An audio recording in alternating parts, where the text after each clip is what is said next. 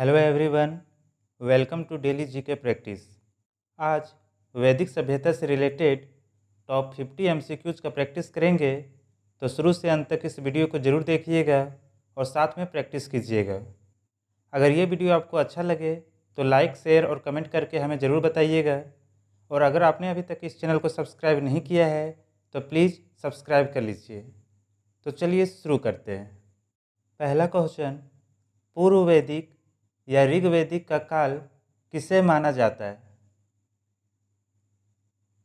तो ये है ऑप्शन सी, 1500 से 1000 ईसा पूर्व। वैदिक काल को दो भागों में बांटा गया है। पहला पूर्व वैदिक या ऋग्वैदिक, जिसका काल है 1500 से 1000 ईसा पूर्व, और दूसरा है उत्तर वैदिक, जिसका काल है 1000 से 600 ईसा पूर्व। आप इस बात को भी ध्यान में रखिएगा। चलिए नेक्स्ट क्वेश्चन, वेदों की संख्या कितनी है? तो ये है ऑप्शन सी, 4। ऋग्वेद, सामवेद, यजुर्वेद और अथर्ववेद।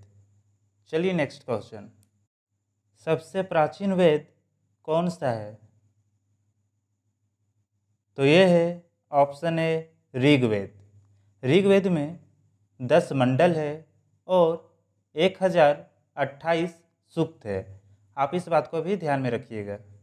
चलिए नेक्स्ट क्वेश्चन, वेद शब्द का अर्थ है? तो यह है ऑप्शन ए, ज्ञान। वेद शब्द का अर्थ ज्ञान होता है। चलिए नेक्स्ट क्वेश्चन, ऋग्वेद के किन 6 मंडलों को वंश मंडल या गोत्र मंडल कहा जाता है? तो ये है ऑप्शन ए, दूसरे मंडल से 7वें मंडल तक। ऋग्वेद के दूसरे मंडल से 7वें मंडल तक को वंश मंडल या गोत्र मंडल कहा जाता है। चलिए नेक्स्ट क्वेश्चन, ऋग्वेद के किस मंडल में शूद्र का उल्लेख पहली बार मिलता है? तो ये है ऑप्शन डी, 10वें। ऋग्वेद के 10वें मंडल में शूद्र का उल्लेख पहली बार मिलता है।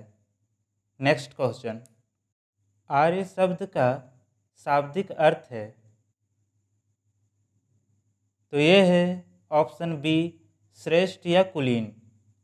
आर्य शब्द का शाब्दिक अर्थ श्रेष्ठ या कुलीन होता है। चलिए नेक्स्ट क्वेश्चन, इनमें से किस फसल का ज्ञान वैदिक काल के लोगों को नहीं था? तो ये है ऑप्शन सी, तंबाकू। तंबाकू फसल का ज्ञान वैदिक काल के लोगों को नहीं था। नेक्स्ट क्वेश्चन, ऋग्वैदिक आर्यों का मुख्य व्यवसाय क्या था? तो ये है ऑप्शन बी, पशुपालन। ऋग्वैदिक आर्यों का मुख्य व्यवसाय पशुपालन था। चलिए नेक्स्ट क्वेश्चन, वैदिक आर्यों का प्रमुख भोजन था? तो ये है ऑप्शन सी, दूध और इसके उत्पाद। चलिए नेक्स्ट क्वेश्चन, वैदिक लोगों द्वारा किस धातु का प्रयोग पहले किया गया था? तो ये है ऑप्शन ए, तांबा। वैदिक लोगों द्वारा तांबा धातु का प्रयोग पहले किया गया था। चलिए नेक्स्ट क्वेश्चन, किन 3 वेदों को संयुक्त रूप से त्रयी या वेद त्रयी कहा गया है? तो ये है ऑप्शन सी, ऋग्वेद, सामवेद और यजुर्वेद। ये तीनों के सम्मिलित रूप को त्रयी या वेद त्रयी कहा गया है। चलिए नेक्स्ट क्वेश्चन, आरंभिक वैदिक काल में वर्ण व्यवस्था आधारित थी? तो ये है ऑप्शन डी, व्यवसाय पर। आरंभिक वैदिक काल में वर्ण व्यवस्था व्यवसाय पर आधारित थी। चलिए नेक्स्ट क्वेश्चन, आर्यन जनजातियों की प्राचीनतम बस्ती कहाँ है? तो ये है ऑप्शन बी, सप्त सिंधु। सप्त सिंधु आर्यन जनजातियों की प्राचीनतम बस्ती है। चलिए नेक्स्ट क्वेश्चन। राज्याभिषेक समारोह का विवरण निम्नलिखित में से किसमें किया गया है? तो ये है ऑप्शन डी, ऐतरेय ब्राह्मण। ऐतरेय ब्राह्मण जो है वो ऋग्वेद के साकल शाखा से संबंधित है। आप इसको भी ध्यान में रखिएगा। चलिए नेक्स्ट क्वेश्चन। वैदिक युग में राजा अपनी जनता से जो कर वसूल करते थे उसे क्या कहते थे? तो ये है ऑप्शन बी, बलि। वैदिक युग में राजा अपनी जनता से जो कर वसूल करते थे उसे बलि कहा जाता था। चलिए नेक्स्ट क्वेश्चन। प्रसिद्ध गायत्री मंत्र कहाँ से लिया गया है? तो ये है ऑप्शन सी, ऋग्वेद। गायत्री मंत्र ऋग्वेद के तृतीय मंडल से लिया गया है और यह मंत्र सूर्य देव को समर्पित है। आप इसको ध्यान में रखेंगे।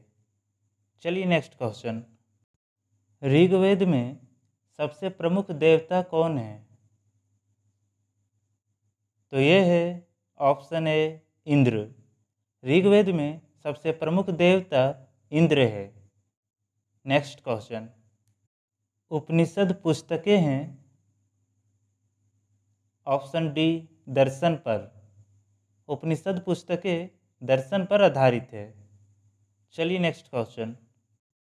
योग दर्शन के प्रतिपादक है? तो ये है ऑप्शन ए, पतंजलि। योग दर्शन के प्रतिपादक पतंजलि है। चलिए नेक्स्ट क्वेश्चन। पुराणों की संख्या कितनी है? तो ये है ऑप्शन ए, 18। पुराणों की संख्या 18 है। Next question. प्राचीनतम पुराण है? तो ये है ऑप्शन ए, मत्स्य पुराण। मत्स्य पुराण सातवाहन वंश से संबंधित है। विष्णु पुराण ये मौर्य वंश से संबंधित है। वायु पुराण ये गुप्त वंश से संबंधित है। आप इसको भी ध्यान में रखेंगे।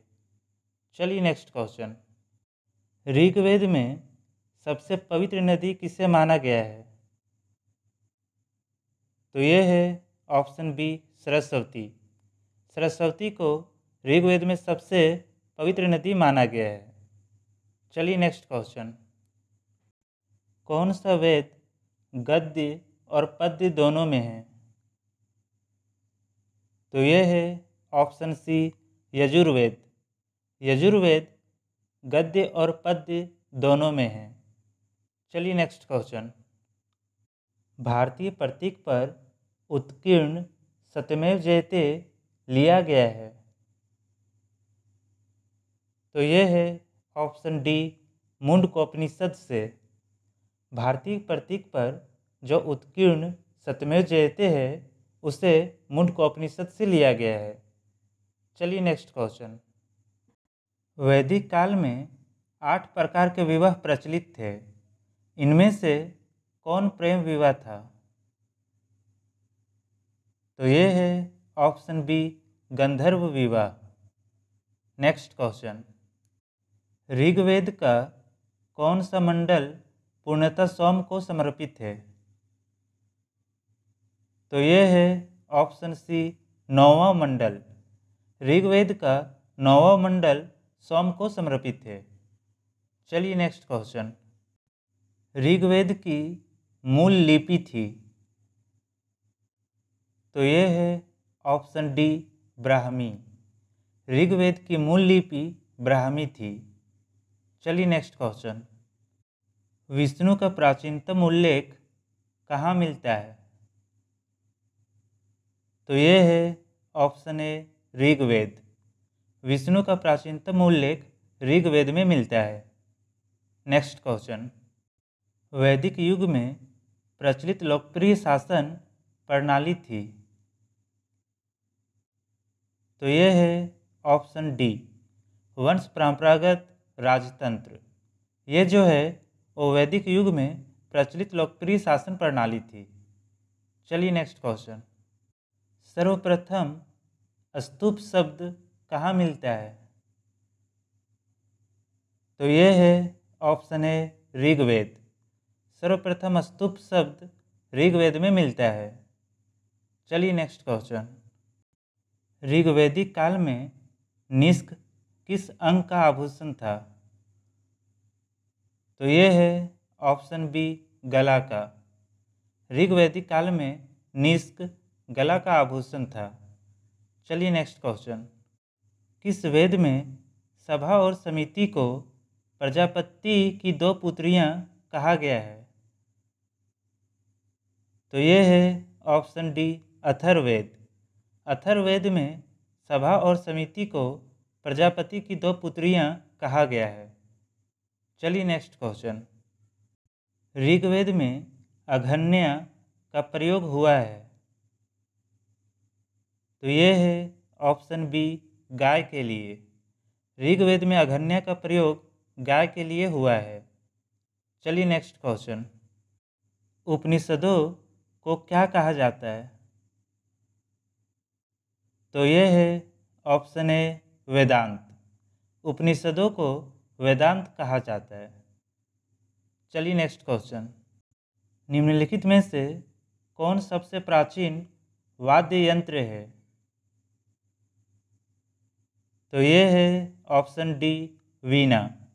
वीणा जो है वो सबसे प्राचीन वाद्य यंत्र है। चलिए नेक्स्ट क्वेश्चन। गायत्री मंत्र की रचना किसने की थी? तो ये है ऑप्शन बी विश्वामित्र। गायत्री मंत्र की रचना विश्वामित्र ने किया था। चलिए नेक्स्ट क्वेश्चन। संस्कारों की कुल संख्या कितनी है? तो ये है ऑप्शन डी 16। संस्कारों की कुल संख्या 16 है। चलिए नेक्स्ट क्वेश्चन। मूर्ति पूजा का प्रारंभ माना जाता है। तो ये है ऑप्शन ए पूर्व आर्यकाल। Next question. एकलव्य किस गुरु का स्वघोषित शिष्य था? तो ये है ऑप्शन डी द्रोणाचार्य। एकलव्य द्रोणाचार्य का स्वघोषित शिष्य था। चलिए नेक्स्ट क्वेश्चन। निम्नलिखित में से किसे भारत का प्रथम विधि निर्माता माना जाता है? तो ये है ऑप्शन बी मनु को। मनु को भारत का प्रथम विधि निर्माता माना जाता है। Next question. वैदिक देवमंडल में निम्न में से कौन देवता युद्ध का देवता माना जाता है? तो ये है ऑप्शन बी इंद्र। वैदिक देवमंडल में इंद्र देवता को युद्ध का देवता माना जाता है। चलिए नेक्स्ट क्वेश्चन। प्रसिद्ध 10 राजाओं का युद्ध किस नदी के तट पर लड़ा गया? तो ये है ऑप्शन डी परुशनी। परुशनी का उल्लेख ऋग्वेद में किया गया है। आप इसको ध्यान में रखेंगे। चलिए नेक्स्ट क्वेश्चन। ऋग्वेद में प्रयुक्त सीता शब्द का अर्थ निर्धारण कीजिए। तो ये है ऑप्शन सी ज्योति हुई कूड़। Next question. किस उपनिषद में मृत्यु संबंधी चर्चा की गई? तो ये है ऑप्शन बी कठोपनिषद। कठोपनिषद में मृत्यु संबंधी चर्चा की गई है। चलिए नेक्स्ट क्वेश्चन। अयोध्या का उल्लेख सर्वप्रथम कहाँ मिलता है? तो यह है ऑप्शन ए ऋग्वेद। अयोध्या का उल्लेख सर्वप्रथम ऋग्वेद में मिलता है। चलिए नेक्स्ट क्वेश्चन। ऋग्वेद में किसी मंडल का प्रथम सूक्त प्रायः किस देवता के लिए है? तो ये है ऑप्शन ए अग्नि। ऋग्वेद में किसी मंडल का प्रथम सूक्त प्रायः अग्नि देवता के लिए है। चलिए नेक्स्ट क्वेश्चन। निम्नलिखित 4 वेदों में से किस एक में जादुई माया और वशीकरण का वर्णन है? तो ये है ऑप्शन सी अथर्ववेद। अथर्ववेद में जादुई माया और वशीकरण का वर्णन है। चलिए नेक्स्ट क्वेश्चन। यज्ञ संबंधी विधि विधानों का पता चलता है, तो ये है ऑप्शन डी यजुर्वेद में। यजुर्वेद में यज्ञ संबंधी विधि विधानों का पता चलता है। चलिए नेक्स्ट क्वेश्चन। ऋग्वेद काल में जनता निम्न में से मुख्यतः किसमें विश्वास करती थी? तो ये है ऑप्शन डी बलि एवं कर्मकांड। ऋग्वेद काल में जनता बलि एवं कर्मकांड में मुख्यतः विश्वास करती थी। दोस्तों आज के लिए बस इतना ही। अगर ये वीडियो आपको यूजफुल लगे तो लाइक, शेयर और कमेंट ज़रूर कीजिएगा। अगर आपने अभी तक इस चैनल को सब्सक्राइब नहीं किया है तो प्लीज़ सब्सक्राइब कर लीजिए। Thank you.